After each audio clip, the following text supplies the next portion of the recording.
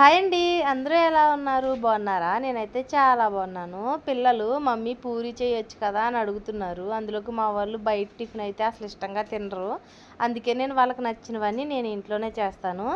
ఇప్పుడైతే పూరి చేయటం అయితే స్టార్ట్ చేశాను. నేను మైదా కానీ లేకపోతే పూరి పిండి అని అమ్ముతారు కదా, అవి కానీ ఏమీ లేకుండా ఓన్లీ గోధుమ పిండితో అయితే చేయటం స్టార్ట్ చేశాను. ఇవి ముందైతే గోధుమ పిండిలో కొంచెం సాల్ట్ వేసి దాంట్లోనే కాస్త పెరుగు వేసి తగినంత వాటర్ వేసి కొంచెం సాఫ్ట్గానే కలిపి పెట్టుకోవాలి. ఇది చపాతీలా గట్టిగా కాకుండా కొంచెం సాఫ్ట్గా అయితే కలిపేసి పక్కన పెట్టేశాను.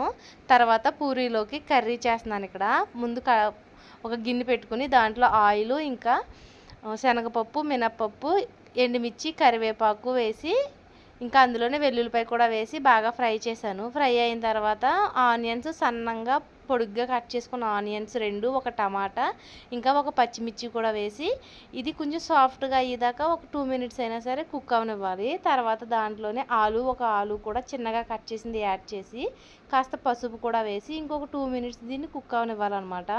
ఇది మొత్తం సాఫ్ట్గా మగ్గకూడదు, ఎందుకంటే పూరీ కర్రీకి మగ్గితే బాగోదు కదా, అందుకోసమని.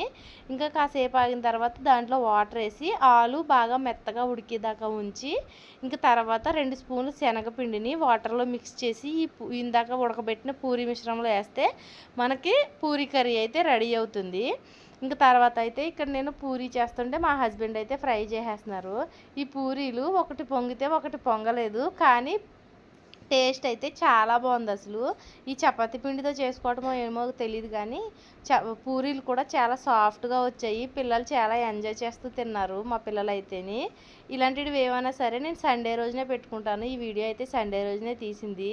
వాళ్ళకి చాలా బాగా నచ్చేసింది.